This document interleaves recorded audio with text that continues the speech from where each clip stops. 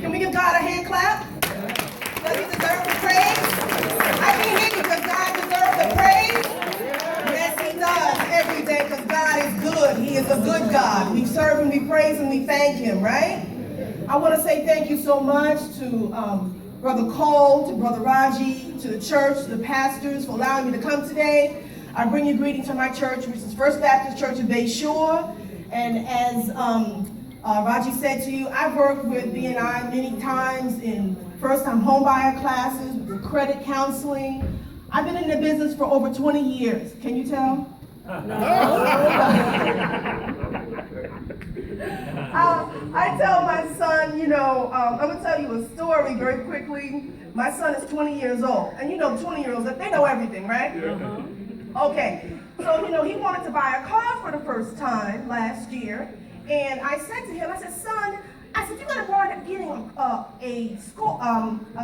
an interest rate of maybe about 10 or 11% because it's your first time and you don't have much credit. Oh, Mom, I know what I'm doing.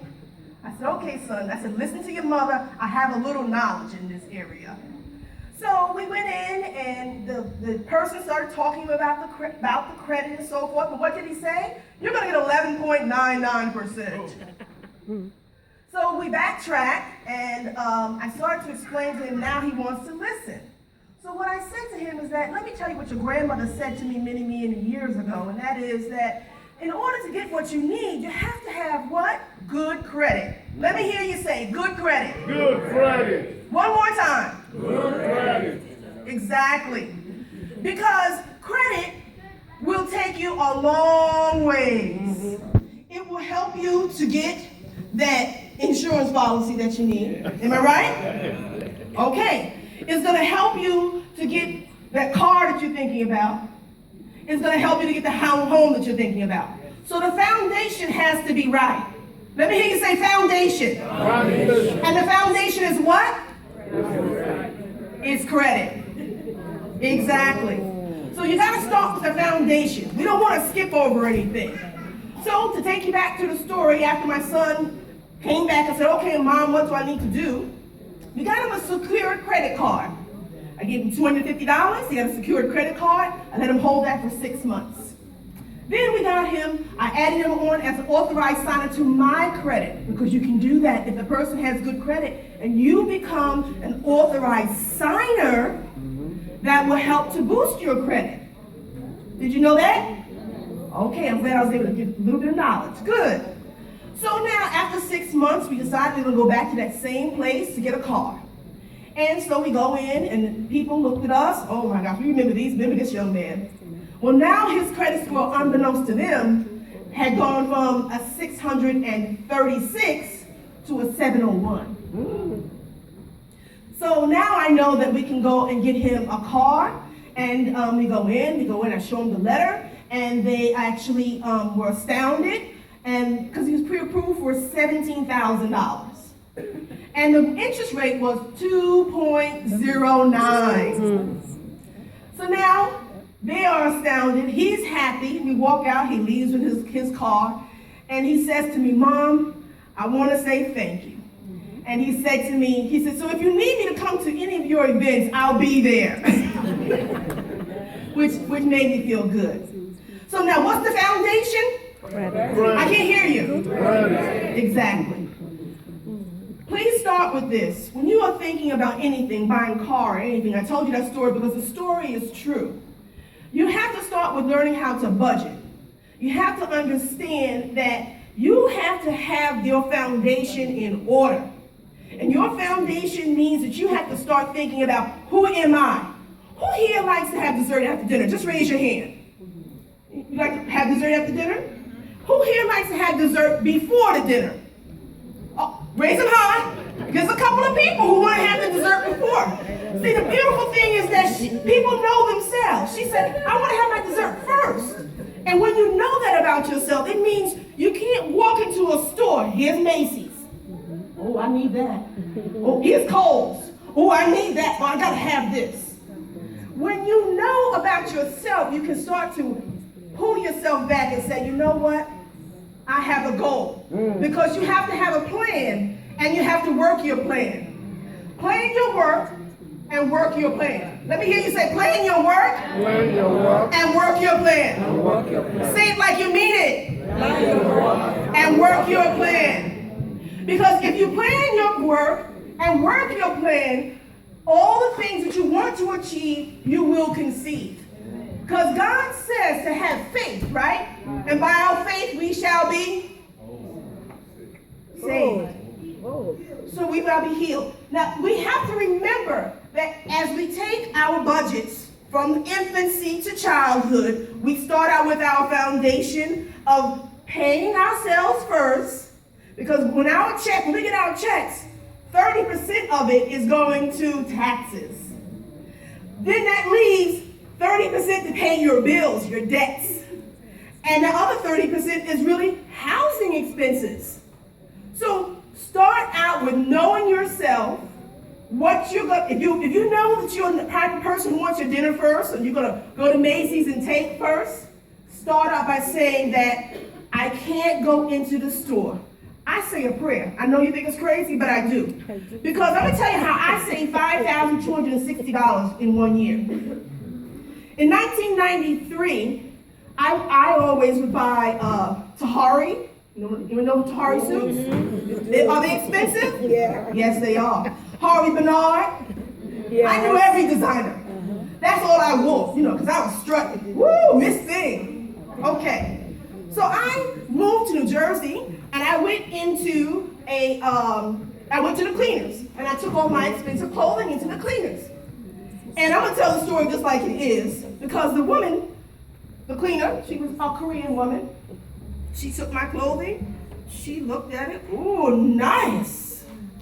She put that down, that silk blouse. Ooh, nice, the high suit, beautiful, beautiful. She put that down. Oh my goodness, you like expensive things, she said. All proud, right? So you know what that woman said to me? She looked at me, she said, you own home? You own home? The light bulb went over my head. Bing, bing, bing, bing, bing, bing. What was she saying to me? What was she saying to me?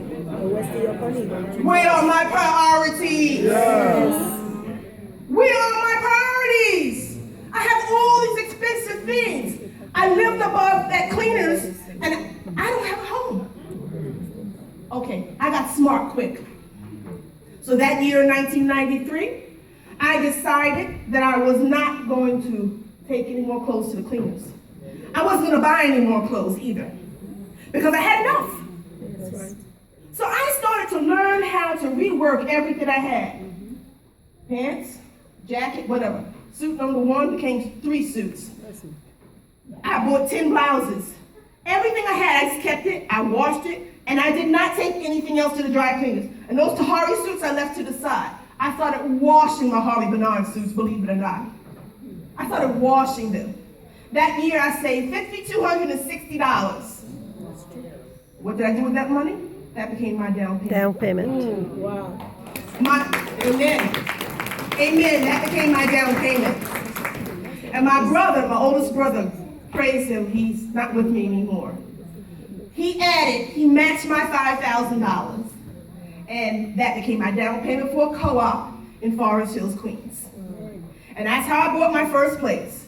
And when I moved in, I didn't have much, but I had my foundation in order. That's right. Okay? Now, I'm not going to keep you long, but I tell you these stories so you can remember. Because if I stand up here and I tell you, about just budgeting, whatever, you're not going to remember, right? But you're going to remember my story, aren't you? I hope so. All right, so when you have your foundation in order, and you're paying yourself first and you're budgeting, and you get your credit right, the first thing about credit that I want you to understand is that you have to pay it on time. If it's just $25, pay it. Because that lateness, that one little lateness or 2 little latenesses that you may have will drop your score a lot. It'll drop your score quite a few points, 20, 30, 40, sometimes 40 points. So pay it on time. Now, the other thing that that I want you to be aware of is how much credit do you have? We all love credit, right? Who here has 8 credit cards? Just raise your hand. Lord, do. How about 7? No. Don't be shy. How about 6? Anybody have 6?